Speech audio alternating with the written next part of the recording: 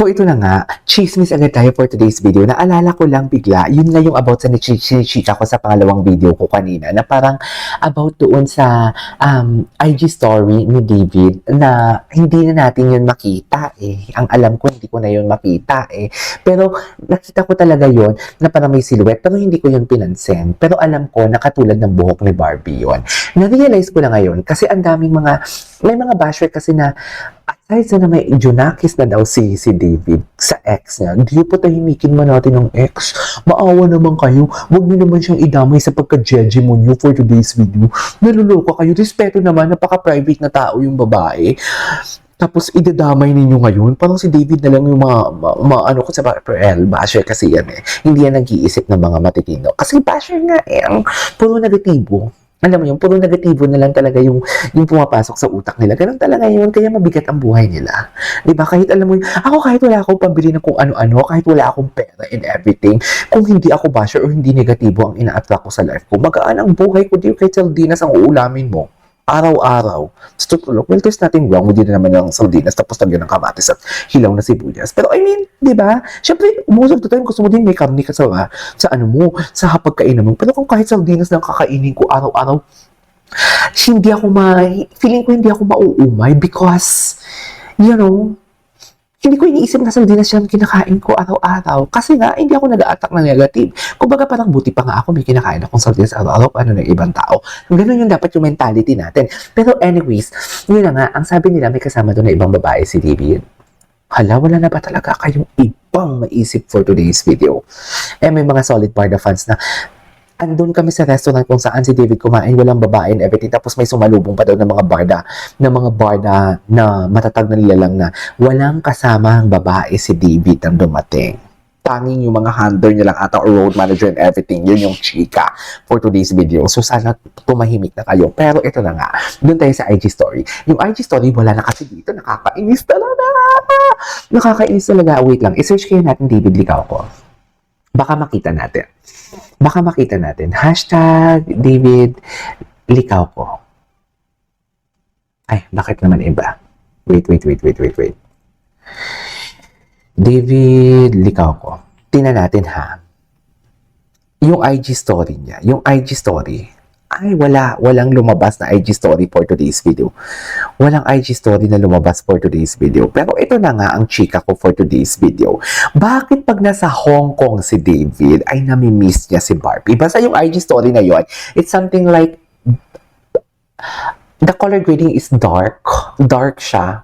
Parang black and white, dark siya. Tapos, may nakatalikod na babae na kasing iksi ng buhok ni Barbie. Diba? Kasing iksi, pero mas payat yon. Kasing iksi ng buhok ni Barbie. So basically, naisip ko na nakita ko yun, na okay, na-imagine niya si Barbie, pero hindi ko na-mind. Kasi sabi ko, parang masyado na akong dilulo na, tapos idadamay ko pa yung ibang tao, yung ibang subject ni David. Okay lang sana kung mga moon ang subject niya, or the vibe, the building, may mga quotes, pero wala eh. Something like babae, yung pinicturean niya na kasing iksi ng buhok ni Barbie. So sabi ko, okay, he missed Barbie. Pero ang hindi ko lang talaga maintindihan, bakit tuwing nasa Hong Kong si David is nagpaparinig siya kay Barbie? Anong meron sa Hong Kong? Assurance ba ang binibigay niya kay Barbie pag nasa Hong Kong siya? Palagay niyo.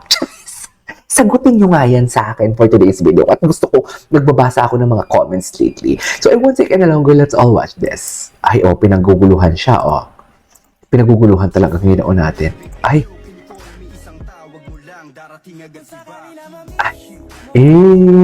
I love the song. Okay. Ang gwapo ni David. Tsaka, wait lang, ang laki ng pinagbago ni David ngayon. Simula nang naging, nagbago in a nice way. Simula nang umano sila ni Barbie. Simula na naging love team sila. Ibang-iba na talaga. Kasi akala ko talaga dati dito, sa totoo lang, barumbado. Kaya hindi ko nga siya feel, di ba? Kahit sabihin mong sobrang laki ng katawan niya, sobrang natipuno niya, sobrang sarap niya. Hindi ko talaga inaano, kasi akala ko talaga barumbado, playboy, something like that. Pero mami, simula nang nagbarda siya, ibang-iba ang atake niya. Sa totoo lang. ibang atake niya. Kaya dahil dyan, kakain tayo ng biscuit. Ay, ano, walang star quality pinagpipilitan. Ay, ganun ba? Sino nag-comment na to? Sino nag-comment dito? Si TikTok 63. Kung sa bagay, ang ginagawa mo lang din naman kasi puro ka lang din naman TikTok buong araw. Hindi ka nag-work, wala kang kinaabalahan. Kaya yan na lang yung napapansin mo. Kawawa ka naman. Gusto mo? Okay lang naman yung mga TikTok ko. Okay. Kung yun yung okay. Walang quality daw. Pero, let's just appreciate yung mga Pilipina dyan. May nagsasabi pa nga na Sunday yung day off nila. To think na yung mga Pilipina nating OFW, especially the DH, saludo kami sa inyo.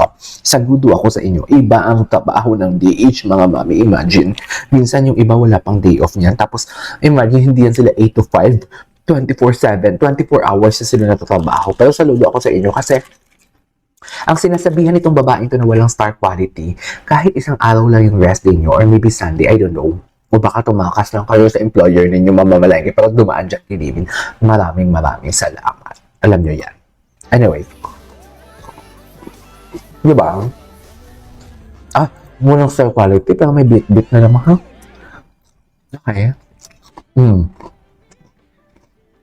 So, concern nga talaga.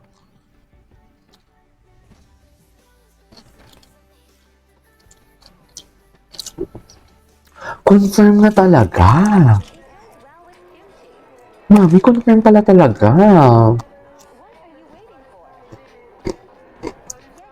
Confirm talaga.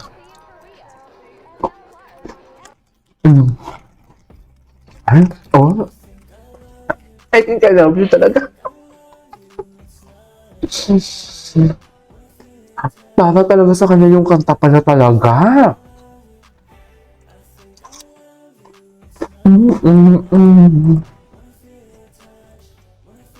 Okay.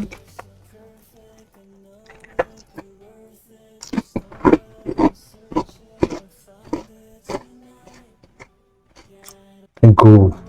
Ay!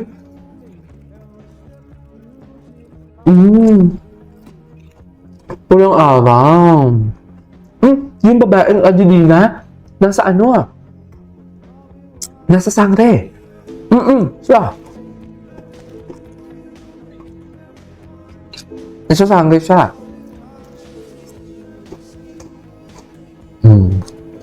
Yan. Budabin. Ay, ibang atake. Anyways, may ginawa pa isang video si Binibing Anonymous. Panoorin natin yun. This is KJ Vlogs and see you in my next vlog. Bye!